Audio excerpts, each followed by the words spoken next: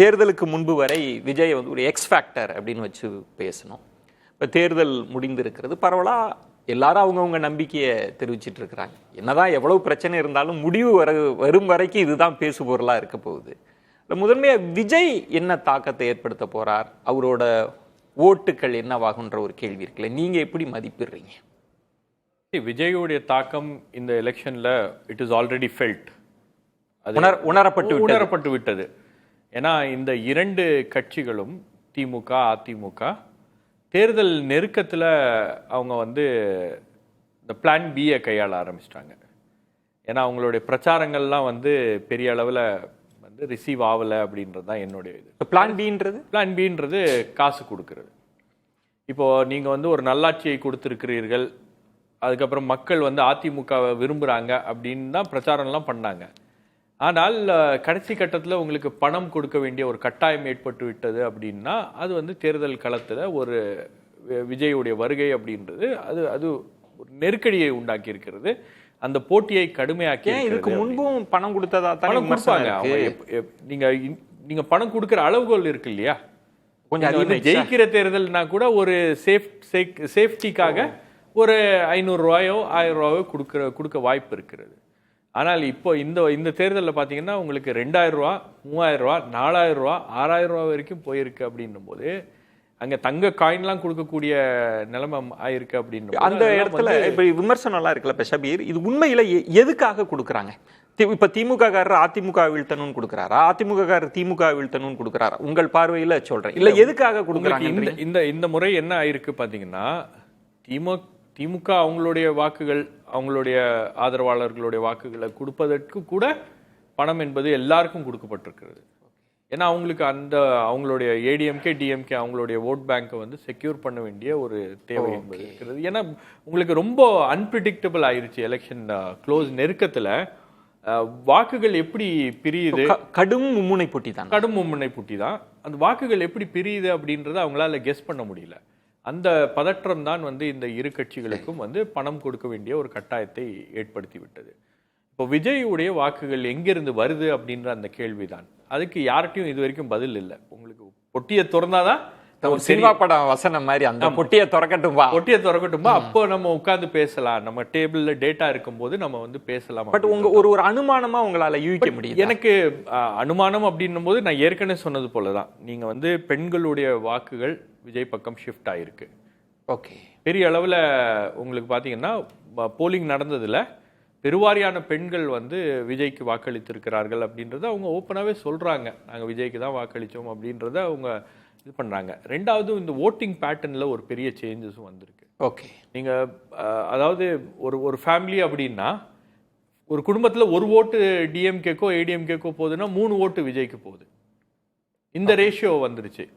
ஏன்னா அப்பா திமுகவுக்கு போடுறாரு, இல்லை அம்மா திமுகவுக்கு போடுறாங்க அப்படின்னா தம்பி தங்கச்சி இன்னொருத்தர் ஃபேமிலியில் இருக்கிறவங்க. இந்த பேட்டர்ன் வந்து இதையே நம்ம முதல்ல பேசுறதுக்கு முன்பு, இந்த பேட்டர்ன்றது சென்னையில மட்டும் இருக்கா, நகர்ப்புறத்துல இருக்கா, இல்ல கிராமத்தை எல்லா பக்கமும் நீக்கமர இருக்கா? சென்னை நகர்ப்புறம் வெளியே எல்லா இடங்கள்லயும் வந்து இது யூனிஃபார்ம்டா இருக்கு விசாரிச்ச வரைக்கும். அப்போ நீங்க சொல்வது ஷபீர் ஒரு முக்கியமான அம்சம். உங்களோட மதிப்பீடல் அனுமானம்ன்றது ஒரு பாரம்பரியமா ஒரு திமுக அதிமுகவுக்கு வாக்களித்த குடும்பத்தில் பெரும்பான்மையான வாக்குகளை விஜய் பெறுகிறார் அப்படின்னா கிட்டத்தட்ட அவர் முதல் இடத்தை நோக்கி நகர்றார்ன்ற பொருள் வருது. உங்களுக்கு இவங்களோட இன்டர்னல் சர்வேஸ்ல விஜய் 2ஆம் இடத்தில் இருக்கிறார். முதல் இடத்தை நோக்கி நகர்வதற்கு அந்த அந்த அந்த டிஃபரன்ஸ் இருக்கு இல்லையா, அது எவ்வளவு அப்படின்னு யாரோட சர்வே? இன்டர்னல்ன்றது திமுக எடுத்திருக்கிற சர்வேஸ், அதே மாதிரி அதிமுக எடுத்திருக்கிற சர்வேஸ், அதுக்கப்புறம் வந்து உங்களுக்கு மற்ற இண்டிவிஜுவலா எடுத்திருக்கக்கூடிய சில சர்வேஸ்ல எல்லாம் இந்த இண்டிகேஷன்ஸ் என்பது ரெண்டாவது இடம். நம்ம பேசுறது சீட்டா கூட 2வது இடத்துக்கு வருவாங்க, சீட்டா கூட கன்வெர்ட் ஆகிறதுக்கான வாய்ப்புகள் இருக்கிறது அப்படின்றதையும் வந்து அவங்க ப்ரொஜெக்ட் பண்ணியிருக்காங்க. ஓகே, ஏன்னா உங்களுக்கு விஜய் வந்து 25% கிராஸ் பண்றாரு. அவர் 25% கிராஸ் பண்ணாலே சீட்ஸ் வில் ஸ்டார்ட் கெட்டிங். இதுல ஒரு உங்க மதிப்பிடலையே சில கேள்விகளுக்காக இப்போ அவர் 25%ன்றது ஒரு அனுமானம்.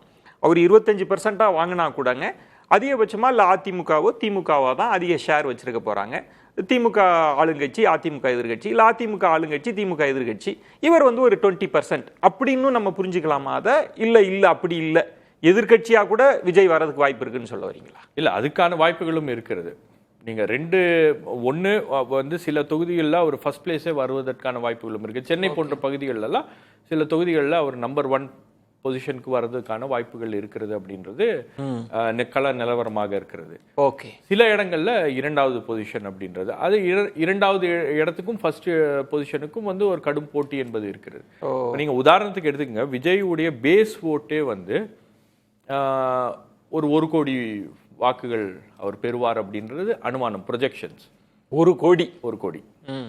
இப்ப நீங்க இதை எப்படி வந்து இதை நம்ம கருத்துல எடுத்துக்கிறது அப்படின்னு பாத்தீங்கன்னா, ஒரு 75,000 பூத்ஸ் இருக்கு.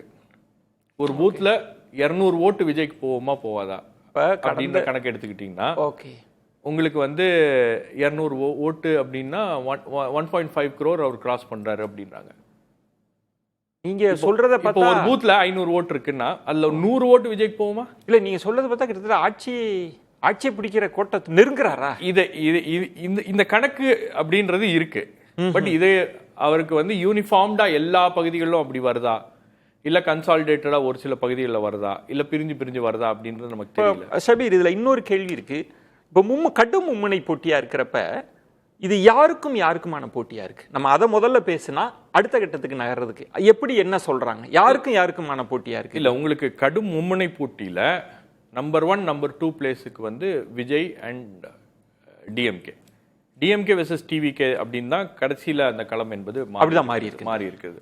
ஒரு சில ஜோன்ஸ்ல, இப்போ ஃபார் எக்ஸாம்பிள் வெஸ்டர்ன் ஜோன்ல உங்களுக்கு வந்து ஏடிஎம்கே வெர்சஸ் டிவிகே கூட மாறுவதற்கான வாய்ப்புகள் நிறைய இருக்குது. டிவிகே மெயின் பிளேயரா இருக்கிறார். டிவிகே தான் மெயின் பிளேயர். டிவிகே தான் வந்து உங்களுக்கு அந்த போட்டியை வந்து ஆல்டர் பண்றாங்க.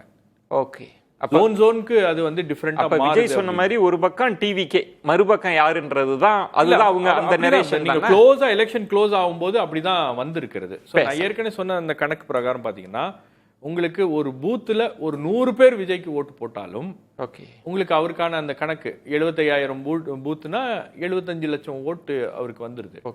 அதே மாதிரி உங்களுக்கு வந்து 200 ஓட்டு அல்லது பலருமே தேர்தல் நெருக்கத்தில் விஜய் ஒரு ஃபோர்ஸுங்கன்றதுல யாருமே அதை மறுக்கல. பலர் முதல்ல மறுத்துட்டு இருந்தவங்க எல்லாம் அதை ஒத்துக்கிட்டாங்க. ஆனா இப்ப எங்க அடுத்த கட்ட நகருதுன்னா சீட் கன்வெர்டபிலிட்டி, யார் ஆட்சி யார் எதிர்கட்சின்னு. நீங்க சொல்றது வந்து அவர் முதல் இடத்தை நோக்கியும் நகர்வதற்கு வாய்ப்பு. நான் உங்ககிட்ட ஒரு கேள்வியை முன்வைக்கிறேன், இல்ல பார்வையாளர்கள்ட்ட அந்த கேள்வியை முன்வைக்கிறேன். ஒரு பூத்துல 800 ஓட்டு இருக்குன்னு வச்சுக்கோங்க.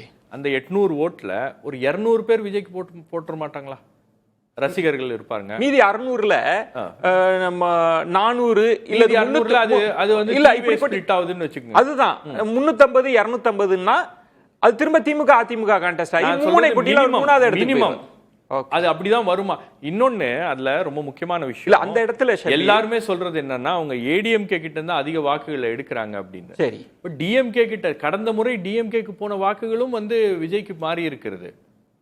அதுல பெண்களுடைய வாக்கு பிரதானமானது, இளைஞர்களுடைய வாக்கு பிரதானமானது, மைனாரிட்டிஸ்ல ஒரு பெரிய ஸ்பிளிட். அப்போ 2 பேரையுமே அவர் வந்து டேமேஜ் பண்றாரு. 2 பேரையும் டேமேஜ் பண்றாரு. அப்ப அவருக்கு தான் அட்வான்டேஜ் அதிகம். 2 பேரையும் டேமேஜ் பண்றாரு. அந்த டேமேஜ் உடைய லெவல் என்ன அப்படின்றது தான் வந்து இங்க யாருக்குமே புரியாத புதிராக. இன்னொன்னு, மும்முனை போட்டியிலேயோ இல்ல 4 முனை போட்டியிலோ ரொம்ப இன்டென்சிஃபைடா யார் அடிச்சு கீழே இறக்குறாருன்றதும் கவனிக்க வேண்டியது. உங்கள் பார்வையை முன் வச்சிருக்கேன்.